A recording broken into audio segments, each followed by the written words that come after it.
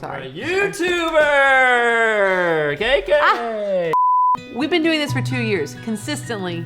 Yeah, we have. Especially this last year, every single week. 52 uploads, 2021. High five, Ty! I'm so proud of that. I don't care what anybody else says. We've had some wins from this past year, and we're gonna share them with you today. Roll the intro, Ty.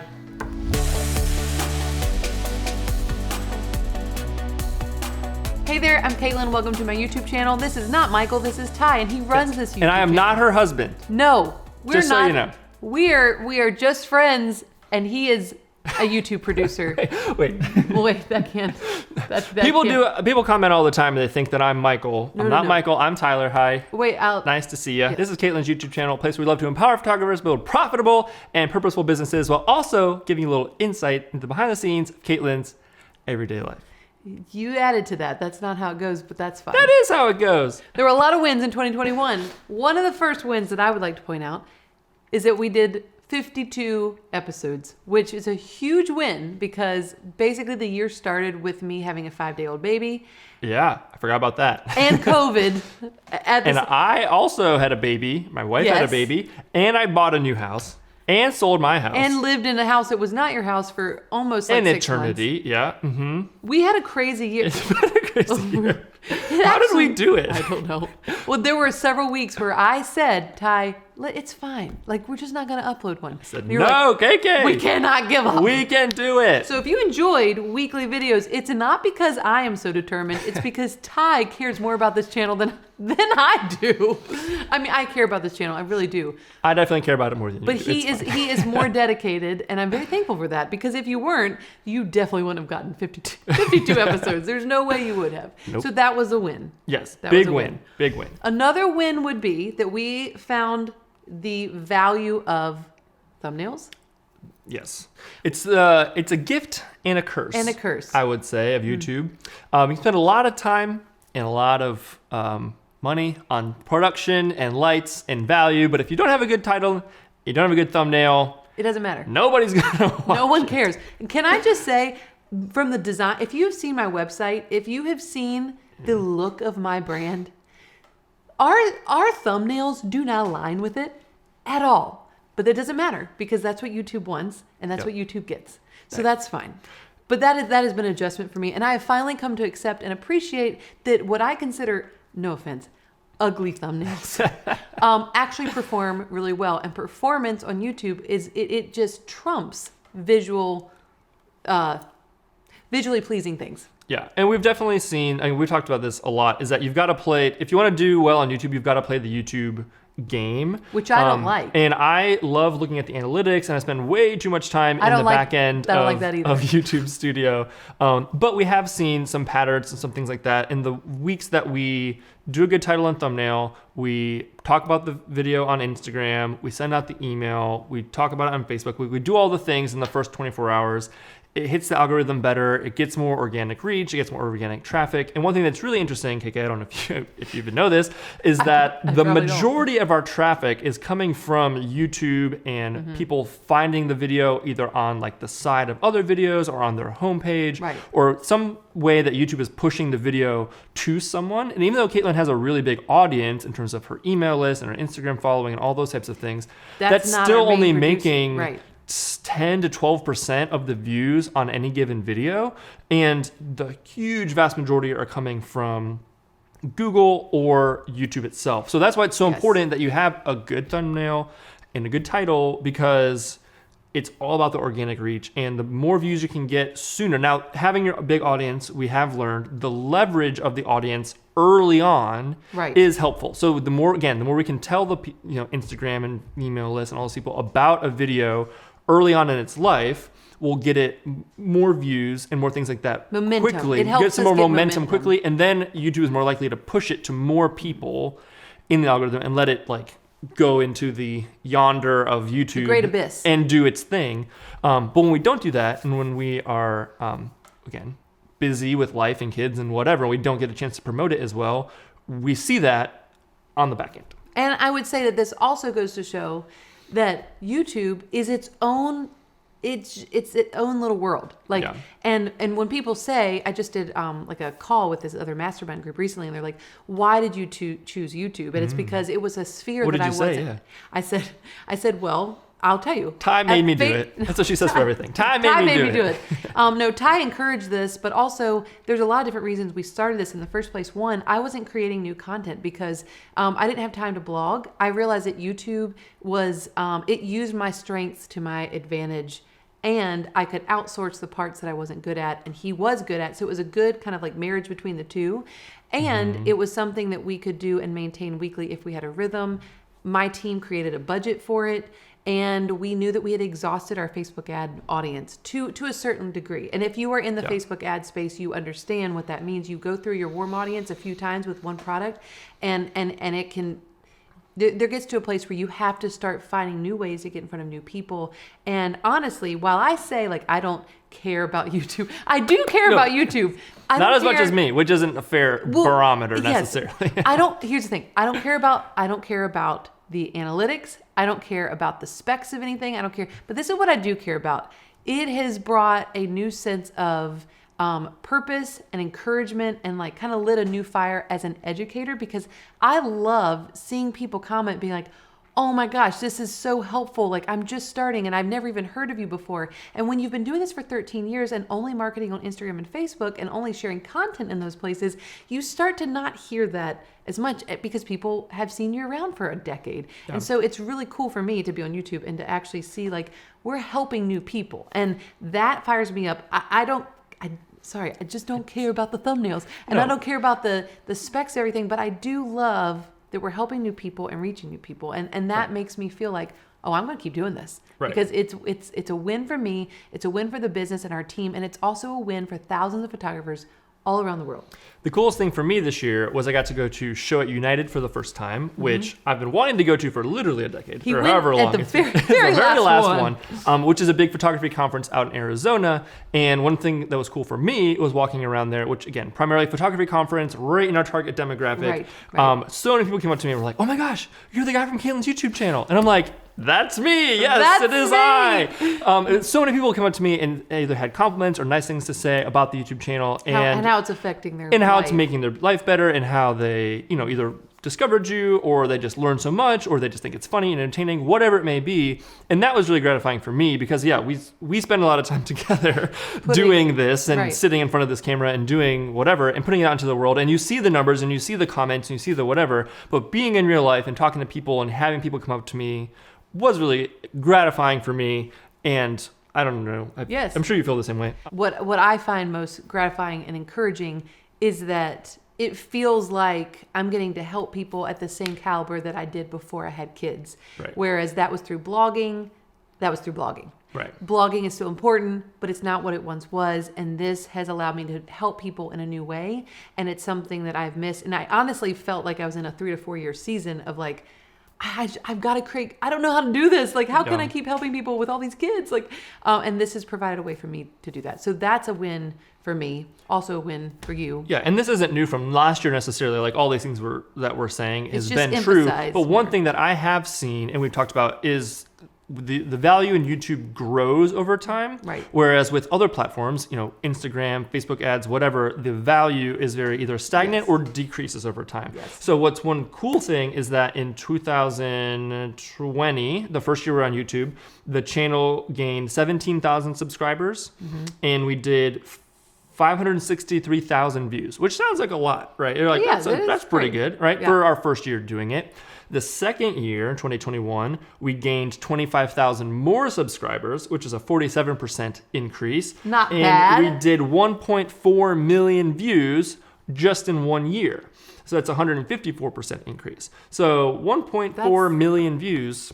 That's great. That's a lot of views. That's great for us. The reason why is because we have a lot of old videos that are still getting views and are racking up comments and whatever.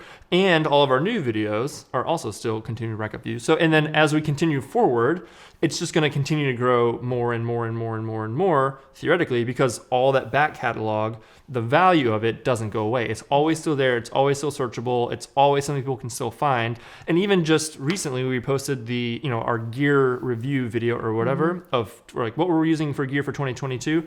But we were able to say like, hey, people ask all these different questions. Hey, we already have a video about that here. We have a video about that here. We have a video about that here. Referencing old videos that again will just become more and more valuable, not only to people finding the channel, having their questions answered, but also for us, like finding new eyeballs, people searching random stuff over time. So, and I think the encouraging thing, at that mastermind call I did the other day, people were asking like, is it worth it for me to pursue content on YouTube? And I think my explanation to them was, yes, but you got to be in it for the long haul. This isn't something that you can randomly be like, oh, this month I'll just throw up a new YouTube episode. I think we have found that the consistency, the regularity, the algorithm likes those things. I was at the same conference, United. I was talking to another person who's an educator who's getting into the game like now, but she's been a photographer way longer than I have, super successful. But she said, actually, her husband said something to me that was fascinating. He's like, I'm just realizing that unless you started educating or trying to grow back when you did, Katelyn, you can't really make it anymore. And I thought, I totally understand why you would say that. But the truth is, yes, it costs more now to build an email list. It costs more now to get Facebook ads that work as an educator. It costs more now than it did back in 2010. We all know that. But the truth is, I started YouTube about a decade and a half too late. And so if you believe a decade later than most YouTubers who have really gotten momentum. But what we have found is that my email list of 100,000 plus people did not translate to 100,000 YouTube subscribers. Nope. I think we all thought I was going to have 30 instantly. I thought it was going to be more than we got. That's for sure. Yeah. It was a huge blow to say, hey, I'm a YouTuber. Subscribe. And maybe we got a couple thousand subscribers, and that's great. Yeah, but it took a while. It took a while, but I think what I wanted, if I could go back to that conversation, what I would say to them was yes and no, because I'm starting over on YouTube. I started with 5,000 subscribers and no algorithm to work in my favor, basically, because I did nothing on YouTube. And for 2 years, we have shown up. And this is the same thing that happened to me at the beginning of my business. I had no blog followers. I had no one reading my stuff. And I just kept showing up for 8 to 10 years of blogging almost every single day. I kept doing it. And it turned into something awesome. So one day, we will see the results, which I think we're starting to see now. Yeah, and I think now we're just starting to really see some momentum and traction coming. And I still think we're far from we haven't really had a viral video or anything crazy, nothing with 800,000 or 1 million views or anything crazy like that. Right. We've had some bigger videos than others in the hundreds of thousands of views, but nothing super, super crazy. But you just need one really big video like that to catapult your channel. But if you have that one big pop-off video that gets 1 million views and they come to your channel and your channel's got 6 videos on it, or they're all kind of all over the place, they're not very intentional or whatever, then you're never going to see any long-term growth with that. So it's one of those things where I'm just kind of waiting. Eventually, one of these days, it's going to happen, right? And we're not it'll happen one day. And that's not our goal. Our objective isn't to go viral or anything crazy like that. But when it does happen, then you can start to really see some really big exponential growth. And it's just a matter of just showing up every week, playing the game, doing what we're supposed to be doing. And again, at the same time, knowing that we're providing value, we're helping people, new people are discovering us. And it's great for me personally, because we don't have to live and die by AdSense. We don't really care about when the ad rates are higher in December and lower in January. It doesn't really matter that much, because our goal is just to make a video every single week, help people out, give as much information as we can, and really just for me, it's shine light on the education and courses that we know that you have that have already changed some people's lives. It's just letting more people know about it. So it's not a hard sell. It's just hey, if you want to grow in your business, we've got some ways here that you can grow. We just want to tell you about it, kind of thing. So So I think overall, hopefully, like when we do recaps like this, one, it's to share wins and to thank you for tuning in. Because if you didn't tune in, if you didn't watch, if you didn't subscribe, then like honestly, we'd be sitting here being like, I don't know why we're not.